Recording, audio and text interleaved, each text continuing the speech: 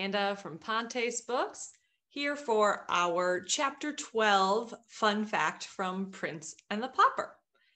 So our fun fact from today comes from a moment toward the end of the chapter where after Miles has kind of been catering to Edward's every need and helping him out with all these things and then told his own story, and Edward felt kind of bad for him, he rewards him by granting him basically one request. Whatever you want is yours. And then along with that, adds in a title.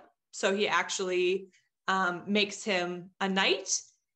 And although there's kind of another title upgrade later in the story that feels more like what we traditionally think of someone being dubbed a knight, this is actually the moment where he gets that title. So today we are looking at being knighted and what that meant kind of back then, what it means now, just a little sneak peek or historical kind of flashback, but kind of looking at multiple time periods. So it's our fun fact, not our historical tidbit this time, although there will be a lot of history in this one.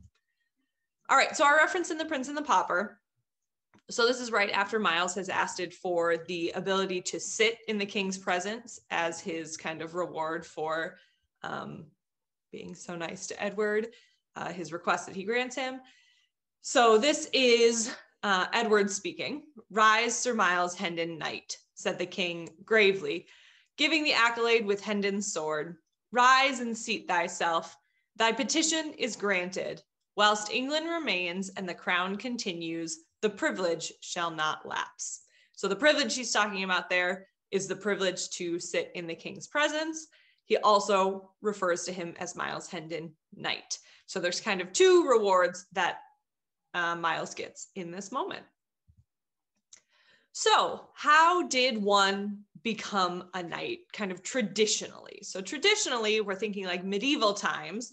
So those are like really the knights that we picture where they're in their full suit of armor, they're riding on horses, they're doing jousting. That would be what I'm focusing on here. So step one in that process is being a page. So the page was the first step, and you would traditionally start that at a very young age. So starting from ages 7 to 10, up to about age 13. And so at that time, you're becoming familiar with horses, hunting, the use of mock weapons. You're really just being introduced to this lifestyle that you're kind of training yourself to go down. So usually, or possibly, they were the sons of knights. So people who were already knights, then their sons would become knights. Also, I should mention, this is almost all exclusive to males. There's not really any females. Knights we'll talk about in a little bit in Tudor times. There's kind of an equivalent where there were some females, but knights were always male.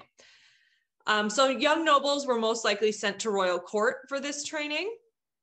And then others, more members of the aristocracy, would be sent kind of to the local castle or with a relative.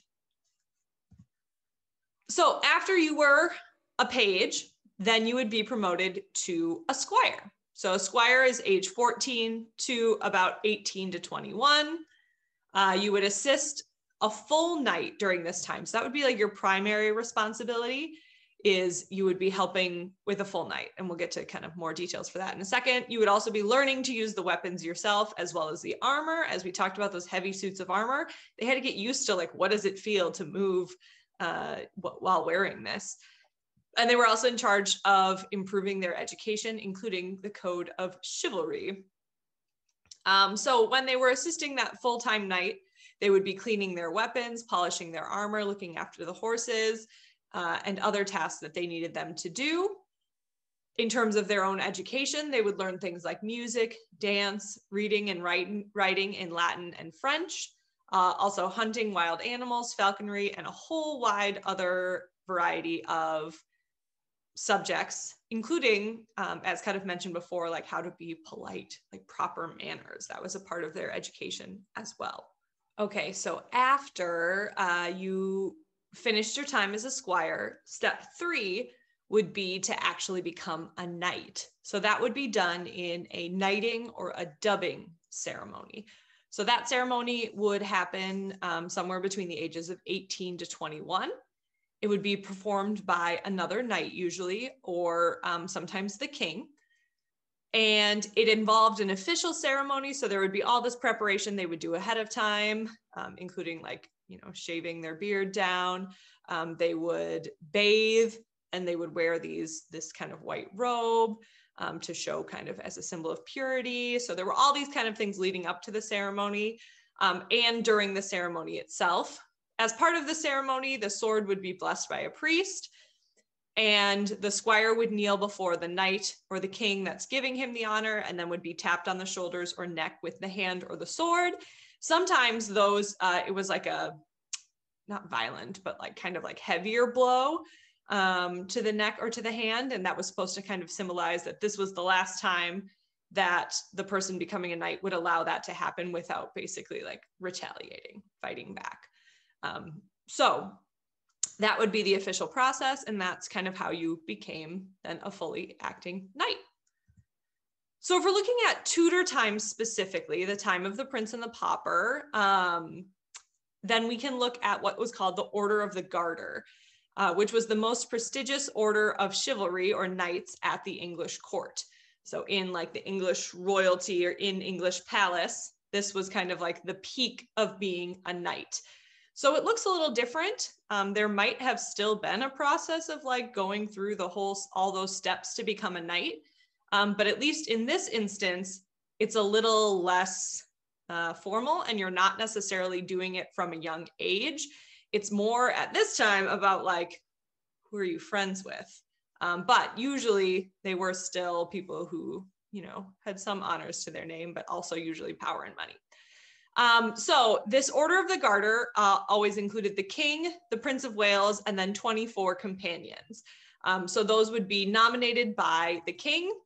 And the only way that more could get filled would be if, somebody died or that position opened up, then they could let in another member. So it was capped at that number. So members could nominate people. The king would be the person to actually appoint the new knights, and that process would be called installation. And there did also used to be ladies of the Garter. So there was that order as well until 1488. So that was stopped in 1488. Also, when Queen Elizabeth and Queen Mary, I think, and there was one more that was listed specifically when I was reading, that they were considered the kind of like head of the Order of the Garter, because they were the, sovereign at the time. So whoever the sovereign was automatically a part of it. So in that way, women were involved. But in terms of just like being knighted, typically only men. All right, so then just taking a look at knights today, if you haven't noticed, there are some people that have that title.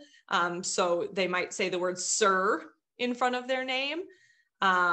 Again, all the ones that I could find examples of modern day were all male as well, which is a little disappointing in a modern day society, but maybe there are some and I just wasn't aware of them. So the knights today, there are more, but again, since we're focusing on England, since that's where the Prince and the Pauper is, we're looking at the modern day equivalent of that. So that would be the Order of the British Empire.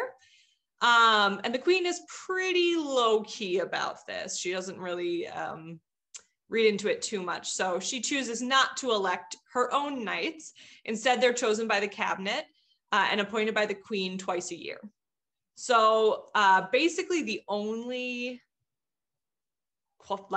requirement is that you have to be recommended for doing something good for the Commonwealth of Nations. And that's it. That's pretty broad. So a lot of things could be argued. So you'll see a lot of people who are celebrities and sometimes athletes, musicians. Those are a lot of the people that you see receiving these honors. So some modern knights, Lewis Hamilton. So he's a NASCAR driver who also did a lot of work in the Black Lives Matter movement. So you might have heard about him somewhat more recently than maybe you were familiar with him before. He's been knighted. Sean Connery, Robert Redford, Bill Gates, Clint Eastwood, Michael Caine, Bob Hope, Paul McCartney, Patrick Stewart, Ronald Reagan, Elton John, Bono, George H.W. Bush. So it's interesting that you see, you know, British people, but also non-British people who are mixed in there as well can be knighted. So Ian Mckellen is also on there, and I feel like he's one that like you always see here, like Sir Ian Mckellen. So these are all technically knighted, along with a lot more. It was a long list, and I, you know, obviously didn't want to include all of them or we'd be here all day. Also just wanted to highlight some famous knights in literature and film. There are many more than this. Knights have very much been romanticized by the book and film industries, because especially when we picture that suit of armor, there's something very like glamorous about that and about that lifestyle. So a couple things just to focus on. So the Canterbury Tales has a character, the knight, that is thought of as pretty, I guess, honorable in the story by the narrator and the other characters.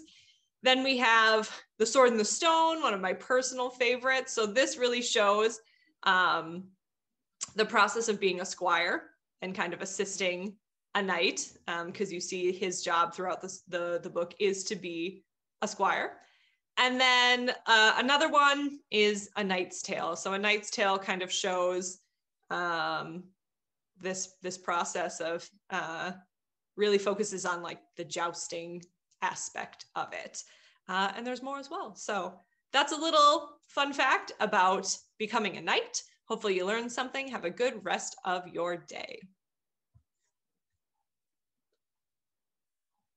Of really focuses on like the jousting aspect of it.